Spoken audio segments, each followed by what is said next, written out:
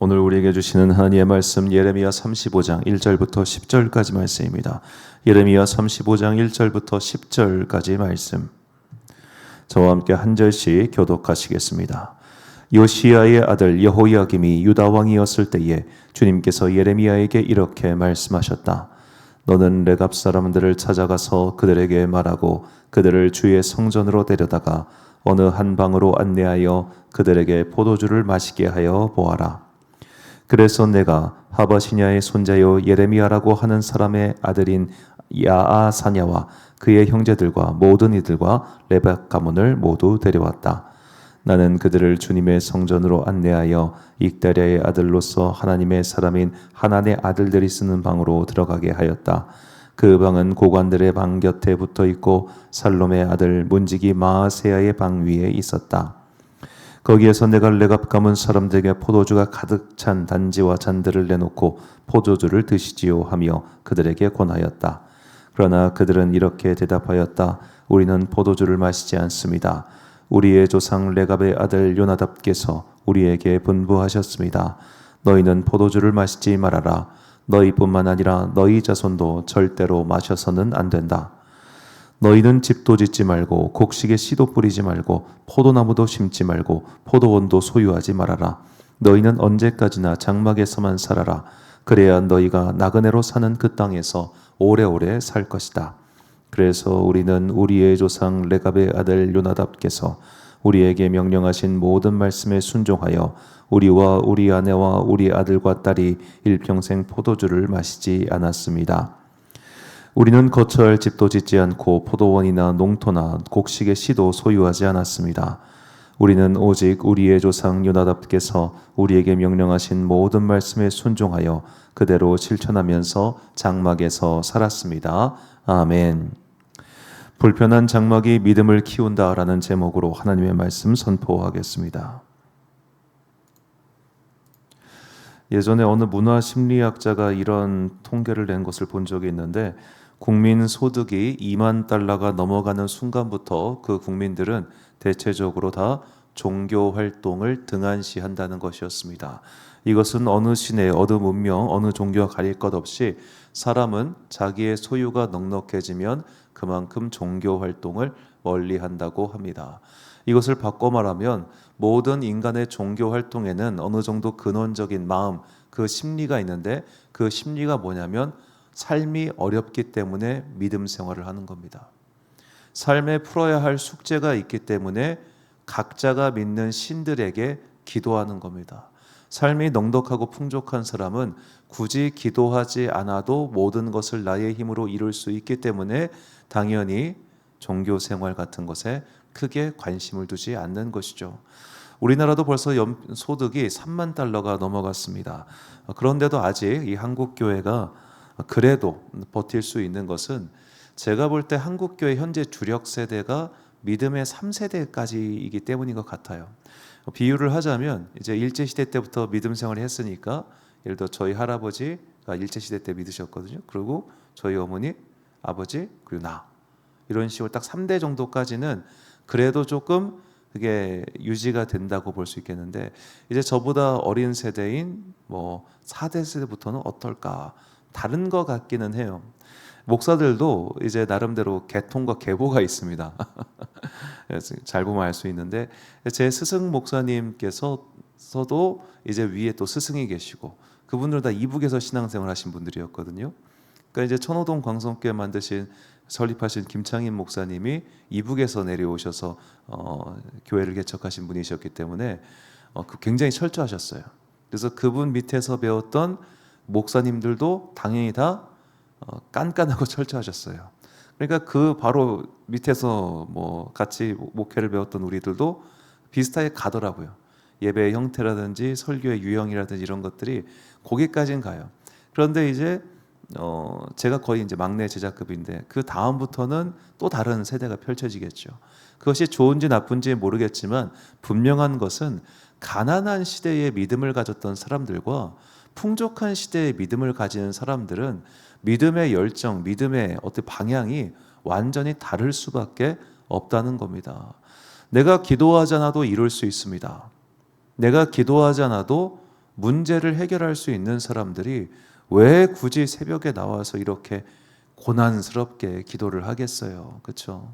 알아서 내가 다 할 수 있는데 굳이 내가 잠자는 시간 줄여가면서. 사실 이 새벽 기도가 여러분의 건강에는 좋지 않습니다. 그건 분명합니다. 이렇게 일찍 일어나고 하는 것이 내 수면 시간 줄이고 억지로 잠을 깨우는 거잖아요. 이게 사실 간에도 안 좋고 안 좋아요. 그래서 목사님들이 간암으로 많이 돌아가시는 게 술 때문에 그러신 게 아니라 새벽 기도하다가 간이 상하는 분들이 워낙 많기 때문입니다. 이렇게 건강을 갉아먹으면서까지 기도를 하는 이유, 이 자리를 지키는 이유는 사실 우리에게 그만큼 간절함이 있기 때문입니다. 간절함이라고 하는 것은 내 삶에 온갖 불편한 요소들이 많기 때문에 그것들, 내 힘으로 치울 수 없는 그 불편한 요소들을 주님의 힘으로 어떻게 좀 해달라고, 그런 간절한 마음이 우리를 새벽에 깨우는 것이고 또 여기까지 와서 여기서 기도하게 만드는 것이겠죠. 자, 오늘 본문은 예레미야 때 일어났던 일입니다. 선지자 예레미야가 하나님의 명령을 듣고 레갑 자손이라고 하는 사람들을 예루살렘 성전으로 불러 모아서 그들에게 포도주를 마시게 하는 일종의 믿음의 시험을 치르게 하는 장면입니다. 자, 이 레갑 자손은 유목민족입니다. 유목민족이었기 때문에 그들이 장막에서 살았던 것이죠. 유목민족과 장막은 뗄래야 뗄 수 없는 사이입니다. 매일같이 짐승들이 먹을 수 있는, 그리고 많은 짐승들이 먹을 수 있는 이 초원을 찾아야 됐기 때문에 여기서 풀 다 뜯고 나면 더 이상 먹을 게 없잖아요. 그러니까 다른 지역으로 이동하는, 그리고 이제 그곳에 풀이 자랄 때쯤에 다시 돌아오는, 그러니까 특정 서클과 구역을 계속해서 돌아다녀야 되기 때문에 저 사람들은 장막에서 살 수밖에 없었죠. 자, 그렇다면 장막 생활과 거주지가 일정한, 즉 부동산 생활 중 어느 것이 더 편하겠습니까? 당연히 부동산 생활이 편하겠죠. 만약에 장막 생활이 더 편했다면 인류가 이렇게까지 다양한 형태의 주거 생활을 영위할 이유가 없습니다. 장막은 불편합니다. 조금만 생각해봐도 불편하죠.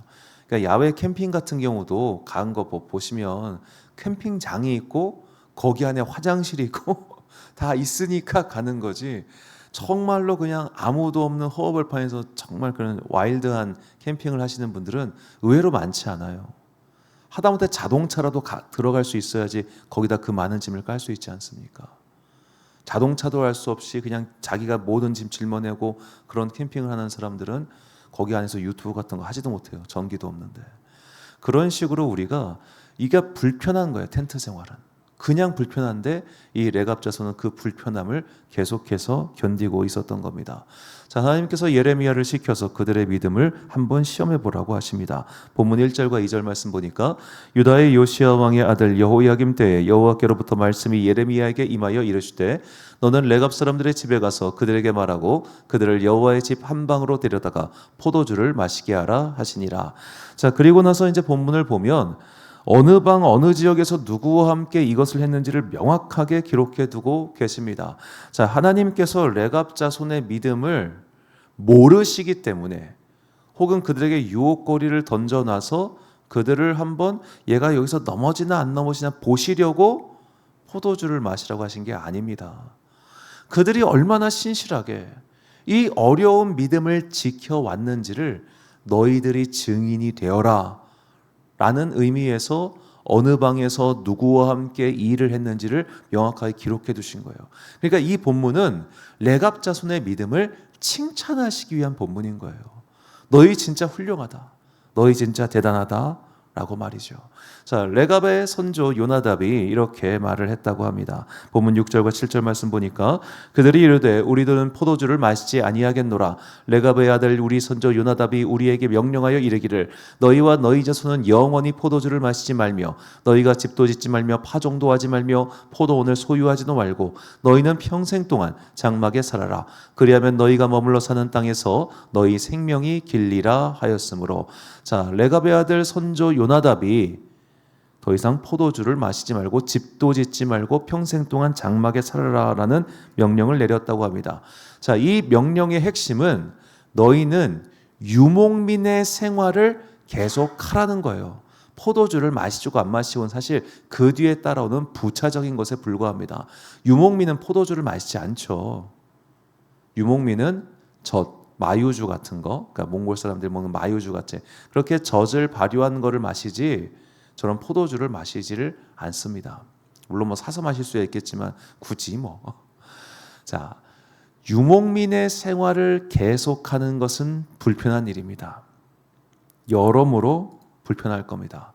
그리고 가장 불편한 것은 뭐냐면 빈부의 격차입니다. 자, 이스라엘이 살고 있던 그 땅 팔레스타인 땅은 비옥한 초승달 지대라고 불리는 문명의 발상지입니다. 이 지역이 나일강과 메소포타미아 유프라테스강 유역인데 여기가 얼마나 부유했냐면 세계 최초의 맥주가 이 지역에서 나왔거든요. 맥주를 누가 만든 게 아닙니다. 씨를 뿌리지도 않는데 보리가 자라요. 그리고 그 보리가 발효가 돼서 맥주가 된 겁니다.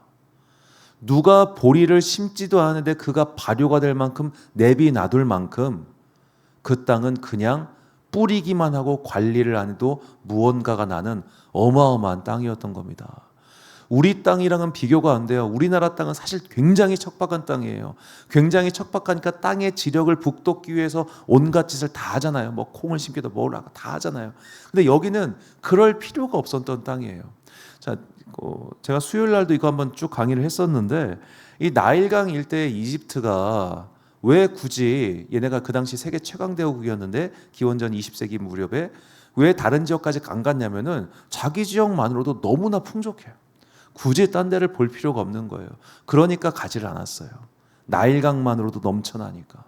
그런 땅이었습니다. 자, 그러면 유목민족이 돼서 거기를 돌아다니다 보면 뭐가 보이겠어요? 저기 없던 뭐가 생겼네? 저 사람들 저거 새로운 거 뭐 하고 있네? 먹는 게 다르고 입는 게 다르고 사는 게 다릅니다. 훨씬 부자가 되고 있는 겁니다. 자, 이게 우리의 마음을 제일 힘들게 합니다.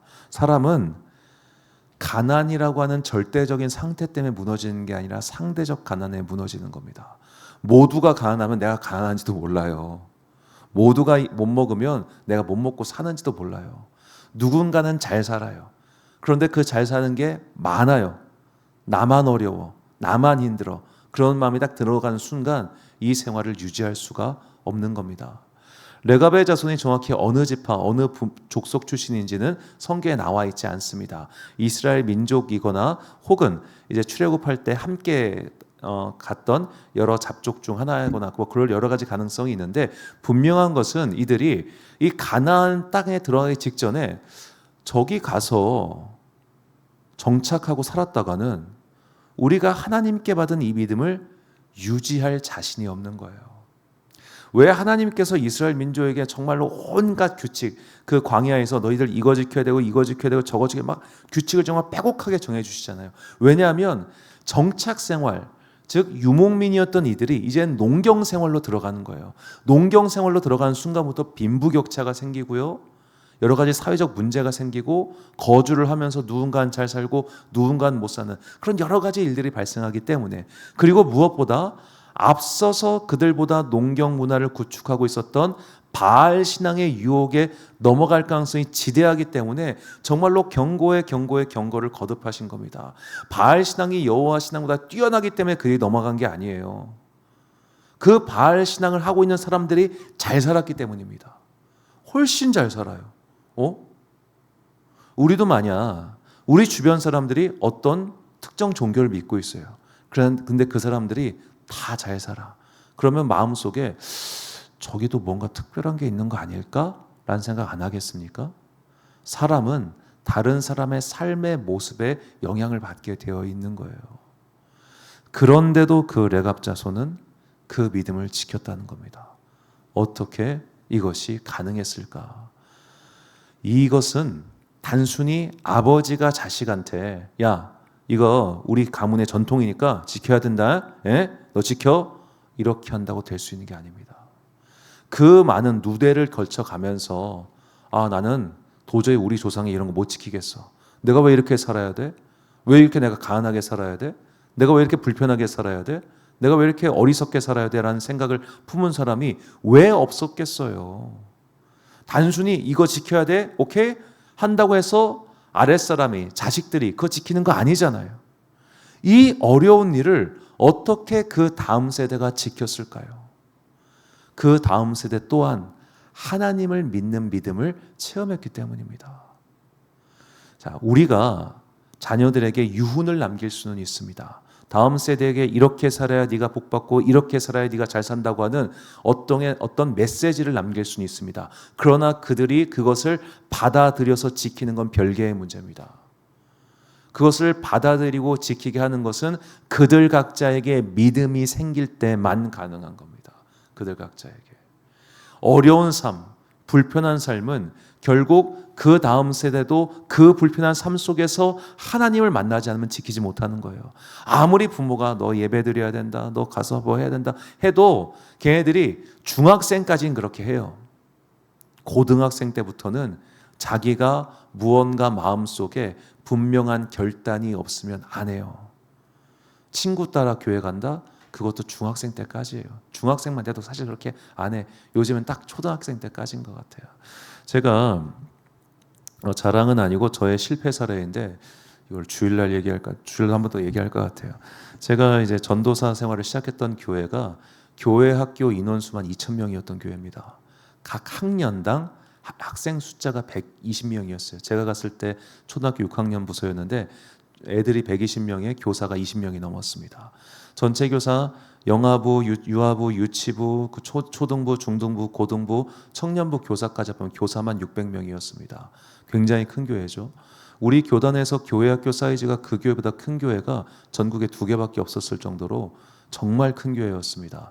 제가 그 교회에서 교육부 담당 목사까지 10년을 거기서 일했으니까 담당 목사까지 했습니다. 저 나름대로 교회 학교 교육의 전문가라고 완전 자신까지는 아니지만 반 자신은 있습니다. 그렇게 큰 교회에서 해보고 작은 교회에서도 해봤습니다. 그리고 지금은 제가 더 작은 교회 담임 목사를 하고 있습니다. 그런데도 제가 한 가지 분명한 확신이 있습니다. 여러분, 큰 교회라고 애들 믿음 교육 잘 시키는 거 아닙니다. 그거 절대 아닙니다. 제가 담당했던 아이들이 6학년 때 제가 맡았던 아이들이 이제 대학생 청년부가 될 때까지 제가 그 교회에 있었거든요. 그러니까 한 8년 동안 이 120명의 아이들이 8년 동안 남아서 그 교회 몇 명 출석하고 있을까? 저한테는 이게 출석부가 있으니까 조사해봤어요. 120명 중 10명 다니더라고요. 10명. 물론 여러 가지 이유가 있어. 뭐 이사를 가서 빠져나가는 것도 있을 테고 여러 가지 이유가 있을 거예요. 그런데 적어도 너무 적은 거예요. 왜 그럴까요? 여러분, 큰 교회가 물론 많은 게 있어요. 좋은 예배 공간도 있고 뭐도 있겠죠. 그런데 생각해 보면 거기 교역자 매번 바뀌어요. 교역자 매번 바뀌어요. 그리고 교회 학교 교역자로는 다들 30대를 선호해요. 저도 30대, 20대부터 사역을 했지만 미숙해요, 사실은. 자, 미숙한 사역자한테 젊으니까 맡겨놨어요. 그리고 그 사역자는 2년 채우면 많이 채운 거예요. 무슨 교육의 연속성이 있고 뭐가 있겠습니까? 교회 학교 커리큘럼? 그러면 뭐 1학년 때 모세 가르치고 3학년 때 다윗 가르치고 6학년 되면 뭐 사무엘 가르칠 거예요? 여러분, 교회 학교는 커리큘럼이란 게 없어요. 교회 학교는 그냥 그 세대의 아이들의 언어에 맞는 예배를 드릴 뿐이에요. 그 세대 아이들에게 듣기 편한 언어로 예배를 드릴 뿐이에요. 그래서 목표가 뭐냐? 그 아이들이 믿음을 갖게 하는 게 목표예요. 모든 교회 학교의 세대별, 학년별 뭐든 간의 목표는 단 하나, 믿음을 갖게 하는 거예요. 믿음을 갖게 하는 거는 큰 교회니까, 교사가 많으니까, 애들이 많으니까 믿음을 갖는 게 아니라 얼마나 진실한 사람이 목숨과 생명을 다하여 그 아이들에게 복음을 전하고 그 아이들을 기도로 이끌고 그 아이들에게 믿음을 전하게 하느냐, 그게 중요한 거예요. 큰 교회에 있다고 친구 따라 교회 간다고, 저는 때로는 가끔씩 부모님들이 자기 믿음 생활을 하기 귀찮으니까 그냥 큰 교회 데려다가 툭 애들 던져놓고 하는 건 아닌가 그런 생각도 들어요. 거기 있으면 안 보이니까 애가 어떻게 믿음 생활하는지. 제가 그때 맡았던 애들 중에 지금 교회 안 다니는 애들 많을 거예요. 그럴 때 정말로 아직도 기억에 남는 애가 있어요. 걔는 그 교회에서 하는 모든 교육 프로그램에 다 참여했어요. 엄마가 워낙 열성이 많으신 분이셔가지고 토요일마다 와서 뭐하고 걔가 초등학교 내내 그렇게 보냈어요. 지금 담배 피고 술 마시고 잘 살아 아주 그냥. 너무 놀랐어요. 걔 막 가슴이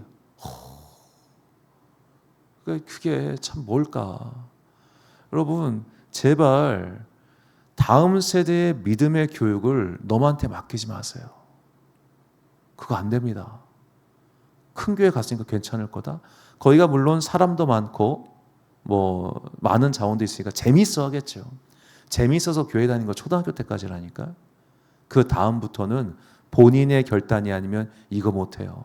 레갑 자손들은 그냥 조상의 유운이니까 지켜야지, 이게 아니에요. 그 불편한 생활 속에서 그들이 하나님을 만났던 겁니다. 그 불편하고 어려운 생활 속에서 그 장막 생활을 버텨가면서 그들은 하나님을 만났던 거예요. 오늘 우리가 이 새벽에 불편한 시간, 자야 되는 때에 어려운 순간 지친 몸으로 여기에 나오는 이유가 뭐겠습니까? 삶의 이 불편한 속에서 하나님을 더욱더 간절히 구하기 위해서 아닙니까? 교회가 그저 모든 것을 안락하게 여러분에게 제공한다면 여기가 호텔이지 왜 교회예요? 여기는 기도하는 곳입니다. 기도하는 곳은 사실 우리를 불편하게 만듭니다. 모든 메시지가 내 마음을 편하게 위로해 준 메시지일 리가 없습니다. 때로는 정신을 바짝 깨우는 메시지여서 내가 그래 정신 차리고 기도해야겠다라고 하는 것이죠. 혹은 삶의 나의 불편한 문제 때문에 내가 이 불편한 문제를 해결하기 위해서 더욱더 주님께 가까이 나아가겠다라고 하는 마음을 심게 되는 겁니다. 이처럼 불편한 것은 우리를 믿음을 지키게 만드는 겁니다. 제가 참 좋아하는 잠언에 나오는 아굴의 기도가 있습니다. 아굴이 이렇게 기도합니다. 잠언 30장 7절부터 9절까지 말씀 보니까 내가 두 가지 일을 주께 구하였사오니 내가 죽기 전에 내게 거절하지 마시옵소서. 곧 헛된 것과 거짓말을 내게서 멀리하옵시며 나를 가난하게도 마옵시고 부하게도 마옵시고 오직 필요한 양식으로 나를 먹이시옵소서. 혹 내가 배불러서 하나님을 모른다 여호와가 누구냐 할까 하오며 혹 내가 가난하여 도둑질하고 내 하나님의 이름을 욕되게 할까 두려워함이니이다. 아멘. 저는 이 아굴의 기도가 이렇게 읽힙니다. 주님, 내 삶이 너무 편안해져서 하나님이 필요하지 않을까 두렵사오니 나 그렇게까지 편안하게 만들지 말아주세요. 혹은 내가 너무 곤고해서 하나님을 믿을 힘조차 사라질까 그것도 두렵사오니 적당하게, 너무 과하지도 않고 너무 어렵지도 않게 그렇게 나를 인도하여 주옵소서. 저는 이 아굴의 기도가 이렇게 들립니다. 오늘 우리가 너무너무 부자가 돼서 너무너무 평안해지면 믿음 생활할까요? 나의 자녀와 나의 다음 세대가 너무너무 좋은 집에 살면서 안정적인 직장에서 그야말로 삶에 어떠한 불편함도 없이 그렇게 살면 그들이 예배 드리겠습니까? 허망한 것을 구하지 마십시오. 허망한 것을. 우리가 정말로 구해야 되는 것은 처음에도 말씀드렸지만 천국 장막입니다. 천국 장막은 지상의 장막이 불편하니까 찾는 겁니다. 지상에 이미 나의 천국을 구비한 사람이 왜 하늘의 천국을 찾겠습니까? 지상에 이미 내가 하나님처럼 살고 있는 사람이 왜 하늘에 계신 하나님께 도움을 구하겠습니까? 그러므로 오늘 나의 삶에 불편한 것들이 있다면, 나의 삶에 정말 간절한 기도 제목이 있다면 때로는 그 기도 제목 그 자체를 주신 하나님께도 감사합시다. 건강의 회복을 위하여 기도하십시오. 동시에 주님 나에게 불편한 건강을 주셔서 이것 때문에 내가 기도하게 하시니 감사합니다. 이것 또한 함께 기도하십시오. 나의 가난에서 벗어나기 위해서 기도하십시오. 여러분, 가난은 비루한 겁니다. 비루한 건 힘든 겁니다. 저는 우리 모두가 다 부유하게 살기를 진심으로 기도하고 축복합니다. 그러나 때론 이 가난 때문에 나로 하여금 더욱더 하나님께 간절히 매달리게 하시니 이것 또한 감사합니다라는 마음을 가질 수 있는 그런 기도 또한 함께 드리십시오. 오늘 나의 삶에 불편한 여러 가지 기도의 제목들이 사실은 나를 하나님께로 이끌고 있는 겁니다. 오늘 이 불편한 지상의 장막 속에서 더욱더 하늘을 향한 분명한 믿음과 소망을 가지고 그렇게 주님을 바라보며 살아가는 여러분과 제가 되시기를 예수님의 이름으로 축원합니다. 결단의 말씀 베드로후서 1장 10절과 11절 말씀 함께 읽겠습니다. 시작. 그러므로 형제들아 더욱 힘써 너희 부르심과 택하심을 굳게 하라. 너희가 이것을 행한즉 언제든지 실족하지 아니하리라. 이같이 하면 우리 주 곧 구주 예수 그리스도의 영원한 나라에 들어감을 넉넉히 너희에게 주시리라. 아멘. 사랑하는 지혜미 광성교회 성도 여러분, 그리고 이 새벽 함께 깨우고 계신 귀한 주님의 자녀 여러분, 삶 가운데 불편한 일들이 있습니까? 건강의 불편함, 재산의 불편함, 거주지의 불편함, 관계의 불편함, 그 모든 불편함이 사실 우리의 기도 제목이라는 것을 잊지 마십시오. 그런 불편한 삶의 요소들이 우리를 믿음 생활 가운데 붙들어 둡니다. 그러므로 그 불편함을 해소하기 위해 꼭 기도하시되 동시에 그것을 주신 하나님께 감사합시다. 그렇기 때문에 내가 더욱더 열심히 기도하였고, 그렇기 때문에 내가 더욱더 하나님께 매달렸고, 그렇기 때문에 나는 남들이 받지 못하는 사랑과 은혜를 체험하지 않았습니까? 오늘 나의 삶의 기도의 제목이 언제나 나를 주님께 인도한다는 것을 잊지 말고 그 불편함 속에서 하나님을 발견하는 여러분과 제가 되시기를 예수님의 이름으로 축원합니다. 우리 함께 찬양 하나님의 사랑을 사모하는 자, 이 찬양 올려드리시고 함께 기도하시겠습니다.